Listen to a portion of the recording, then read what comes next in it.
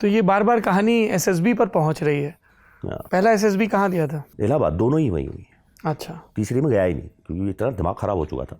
NDA ले गए थे या सीधे सीडीएस? एनडीए का तो रिटर्न भी क्लियर नहीं हुआ था। एनडीए जब तक समझ में आया कि एनडीए क्या होता तब तक अटेम्प्ट उम्र जा चुकी थी। हमारे संदीप मोहन, हमारा एक बैचमेट है Sandeep Mohan, he was the first guy जो हमारे बैच से सडनली आ रहे एनडीए में हुआ था। मेरे लिए वो ये था कि एनडीए क्या है, पहला एहसास वहाँ से शुरू हुआ था। पर उसके बाद मेरा एक अटैम्प्ट बचा था, पर वो नहीं हुआ, रिटर्न क्लियर नहीं हुआ। फिर फर्स्ट एसएसबी हुई इलाहाबाद, 34 बोर्ड,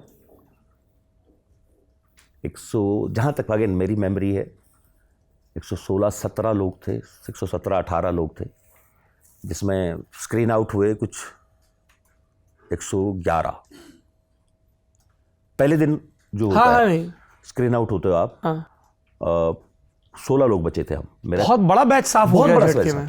इलाहाबाद को तो वैसे भी माना जाता है ना, रिजेक्शन बोर्ड माना जाता है। तो 16 लोग बचे थे हम। मेरा चेस्ट नंबर जहां तक अगेन मुझे याद है 15, और एक लड़का सेलेक्ट हुआ था चेस्ट नंबर 4, अगेन जहां तक मेरा अनिरुद्ध नाम था शायद उसका, ऐसा कुछ। तो 118 लोगों में से एक रिकमेंडेड, बाकी सब अपने। और उसके पहले वो जो भाषण देते हैं, ओहो, भाषण नहीं, वो एक तो बड़ा डरावना सा माहौल बनता है जब पहली बार जाते हो। आपको इस बात का एहसास है कि आज का जो पहले 2 घंटे का जो टेस्ट है, स्क्रीनिंग जो होने वाली है, इसमें लंबे में जाने वाले हो, और सब लोग अपने अपना सामान ऑलरेडी चढ़ा चुके हैं। बस खड़ी है एसएसबी की, सब अपना सामान चढ़ाओ ऊपर, और उसके बाद टेस्ट शुरू होगा। लदी खड़ी हैं 4 बसें, फिर वो स्क्रीनिंग का टेस्ट होता है। 118 लोग सामने खड़े हैं, और जो पहली थी तो बहुत ज़्यादा घबराहट होती है आपको। पहला चेस्ट नंबर कुछ 60 में था, 61, 62, जो पहले 118 लोगों में से।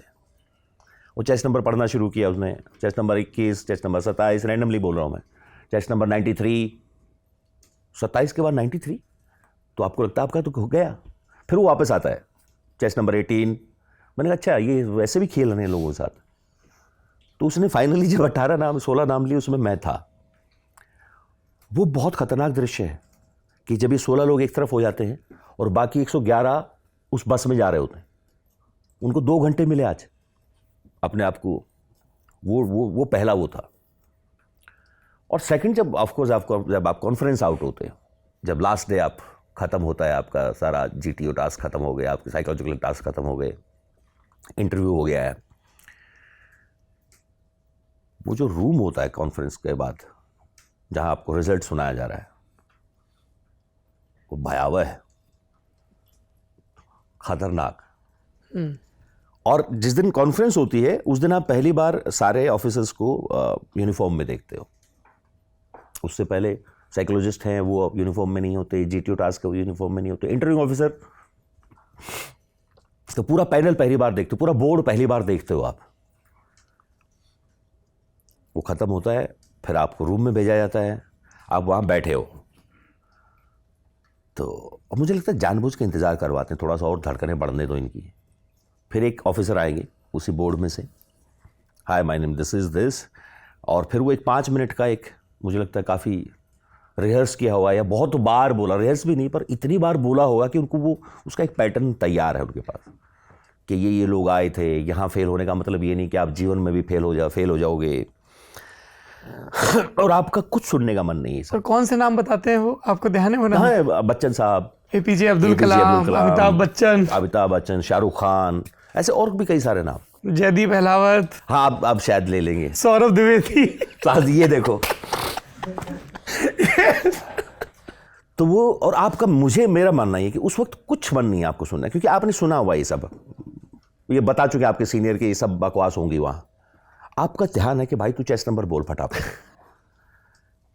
And then he said okay the recommended candidates chest number 4, thank you, rest of you can go out.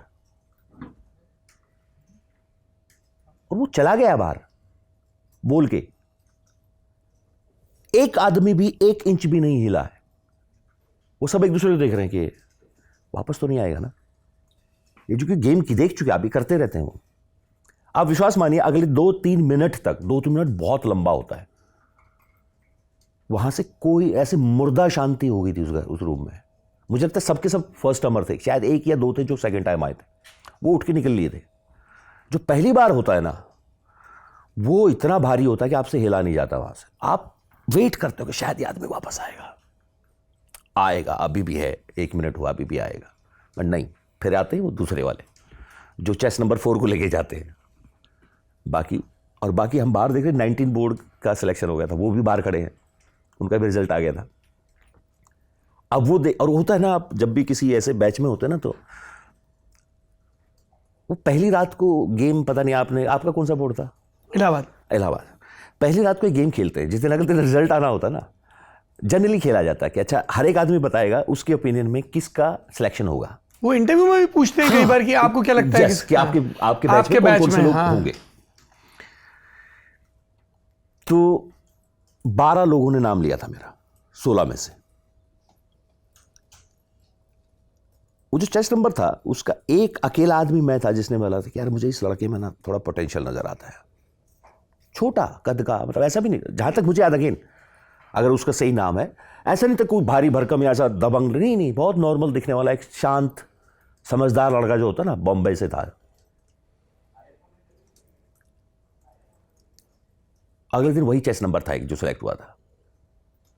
और बाकी जो दूसरे बोर्ड हैं सबको होता है कि उसमें हरियाणा के भी हैं, पंजाब के भी हैं, तो बाहर भी खड़े होकर देखते हैं 18 बोल वाले, ऐसा 34 वाले कौन कौन से बाहर आते हैं। उसने देखा सब बाहर आए, अब सेकंड लास्ट और लास्ट मैं था, तो उनके लिए भी एक, अरे यार अलाउद का नहीं हुआ।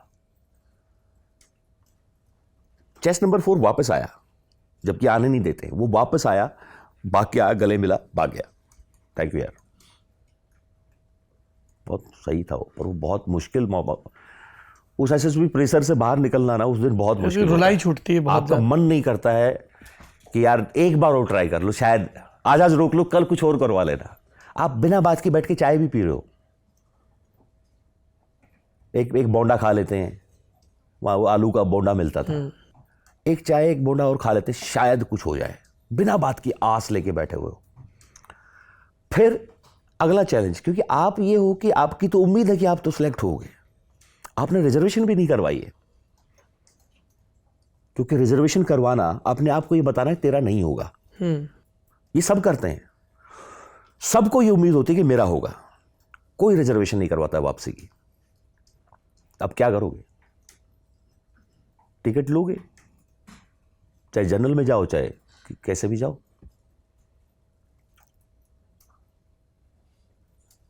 वो दिल्ली पकड़ना भारी हो जाता है प्रयागराज एक्सप्रेस से, और पहली बार का थोड़ा ज्यादा झटका, बहुत भारी। सेकंड वाला फिर भी थोड़ा सा, पर उम्मीद नहीं छूटती है वो, पर पहली बार वाला नहीं भूला जाता। वो इंटरव्यू के पहले एक बार फिर से शेव कर लेते हैं, रोज टाई, सुबह रोज, जबकि दाढ़ी आई भी नहीं थी उतनी अच्छी, पर करना है, जरूरी है। बालों की कटिंग, सुबह वो जो मेस था जो गेट के बगल में ही था, जहाँ तक मुझे याद है, वहाँ 2 अंडे, वो एक दूध का गिलास, ब्रेड, केला, वो बेसिक सा ब्रेकफास्ट।